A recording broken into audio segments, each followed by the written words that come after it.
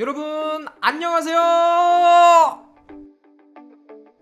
오늘은 성우지망생이 아니라 경기대학교 국어국문학과 2020-12890으로 인사드리게 된 이학범입니다.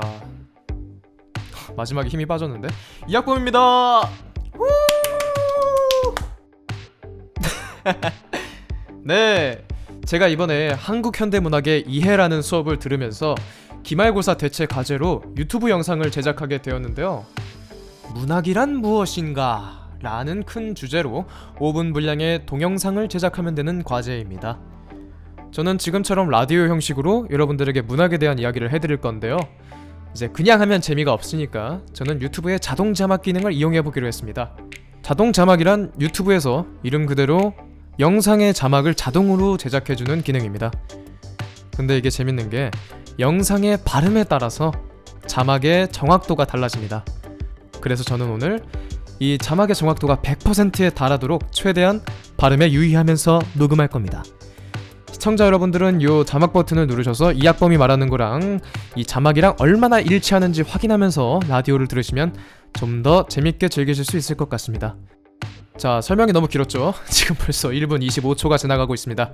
자, 그럼 각설하고 문학 라디오 시작하겠습니다. 이 라디오는 한국 현대문학을 사랑하는 이학범과 함께합니다.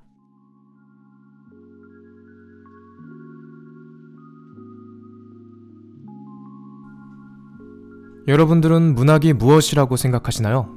문학, 글자로 보면 그럴 문자에 배울 학자로 이제 언어로 된 학문이다 라는 뜻이죠. 저는 이 이름처럼 문학이 자신의 생각을 글로써, 언어로서 표현하는 학문이라고 생각합니다.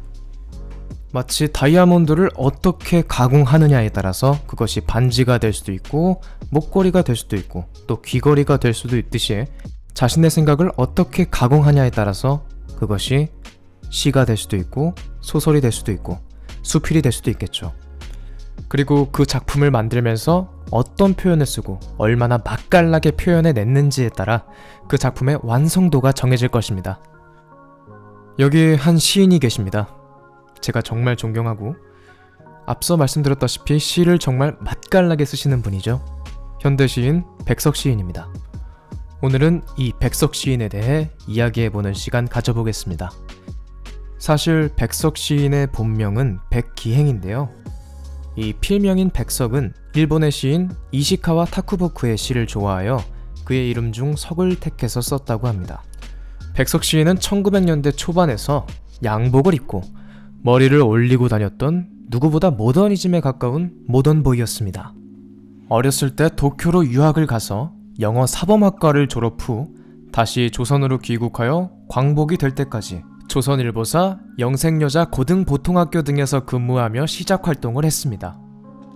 100년 가까이 되는 과거에 유학을 다녀오고 영어를 가르치는 교사였다는 점에서 그가 굉장히 세련된 사람이었음을 느끼게 되죠.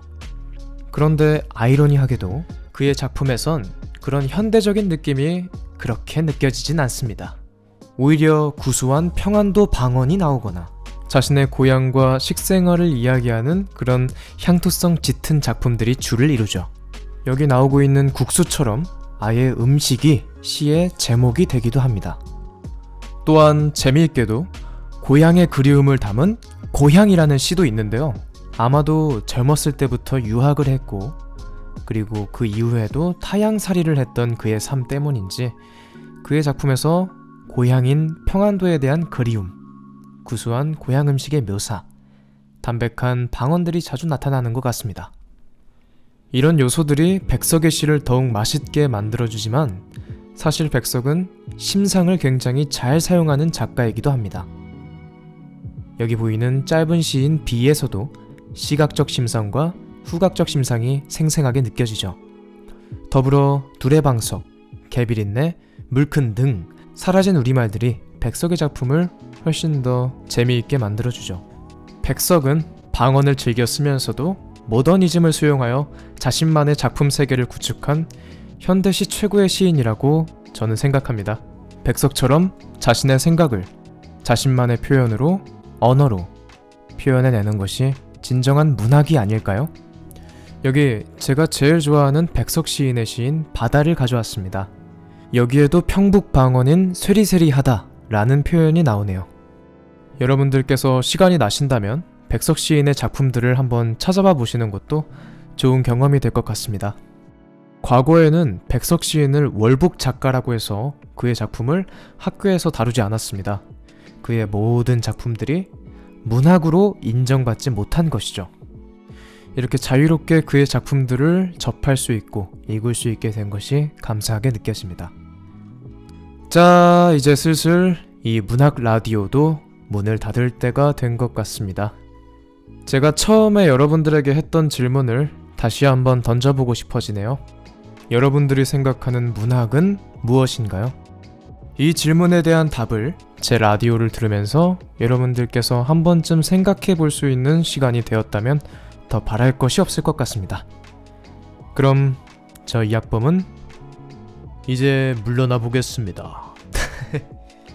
긴 영상 들어주셔서 감사합니다. 이 라디오는 한국 현대문학을 사랑하는 이학범과 함께합니다.